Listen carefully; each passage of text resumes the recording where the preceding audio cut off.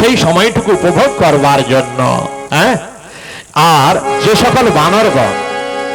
সকল বানরগণ লঙ্কা যুদ্ধে সাহায্য করেছিল তারাও তো এসেছে, তারাও এক পাশে বসেছে আনন্দে রাম আদেশে। হ্যাঁ, সবাই এসেছে, সবাই বসেছি, সবাইয়ের মনে সে কি আনন্দ, সে আনন্দ বর্ণনাতীত। আর রাম সীতা সবকিছু দর্শন করছেন। আর এদিকে দক্ষিণে মানে ডাইনে লক্ষণ যে শ্বেতছত্র ধারণ করে ডাইনে দাঁড়িয়েছিলেন, সেই ছাতাটা পড়ে গেল। হঠাৎ করে দেখা গেল ছাতাটা পড়ে গেছে। যেই ছাতাটা পড়ে গেছে অমনি আপন মনে হো হো হো হো করে তিনি হাসতে লাগলেন। আর যে লক্ষণ ঠাকুর হেসে ফেললেন, সভাস্থ সকলের মনে জাগলো চঞ্চলতা। ভাবেনি কি ঠাকুর লক্ষণ আপন মনে হো হো করে হাসলেন কেন? অট্টহাস্য করে উঠলেন কেন?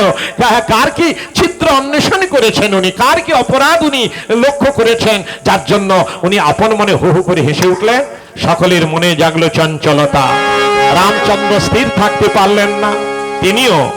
তিনিও লক্ষণের দিকে তাকিয়ে লক্ষণকে ডেকে বললেন, লক্ষণ দাদা দাদা। হ্যাঁ, আবার লক্ষণ কিন্তু হো হো করে হেসে আবার ছাতাটা ধরে তুলে তিনি আবার সোজা হয়ে দাঁড়িয়েছেন।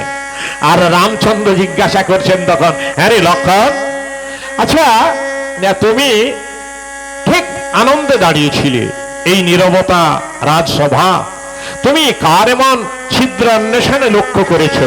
কার এমন অপরাধ দেখেছো যার জন্য তুমি আপন মনে হো হো করে হাসলে, হেসে উঠলে কেন লক্ষণ? দাদা বলো। ও কিছুটা দাদা, আমি পরে বলবো। বলো না দাদা। আমার জীবনের একটা ইতিহাস হঠাৎ মনে পড়ল। সেই ইতিহাস মনে পড়ায় আমি আপন মনে হো হো করে হেসে উঠেছিলাম দাদা। কি সেই ইতিহাস বল ভাই?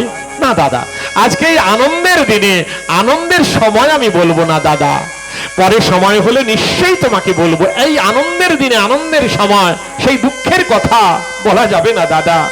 এখন শুধু সুখ, শুধু আনন্দ করতে হবে, এখন কোনো দুঃখের কোনো কথা আলোচনা চলবে না। আচ্ছা, আপনি শান্ত হয়ে বসুন দাদা। ও কিচ্ছু নয় দাদা, আমি কারো ছিদ্র অন্বেষণ করে দেখি, আমি হাসিনি। আমার নিজের জীবনের ইতিহাস হঠাৎ মনে পড়লো, তাই আমি হো হো করে হেসেছিলাম দাদা। আচ্ছা ভাই, ঠিক আছে। এই বলে রামচন্দ্র আবার তিনি বসলেন, লক্ষণের কথায় আশ্বস্ত হয়ে আবার তিনি রাজা আসনে স্থির হয়ে বসলেন, স্থির চিত্ত হয়ে বসলেন। আর সভাস্থ সকলে হাঁ করে তাকিয়ে রয়েছে। সকলে মুগ্ধ নেত্র ভালো কুঞ্চিত করে সীতারামের যুগল মূর্তি দর্শন করছে। কি আনন্দ, কি আনন্দ তাদের মনে! সে আনন্দ যেন বর্ণনা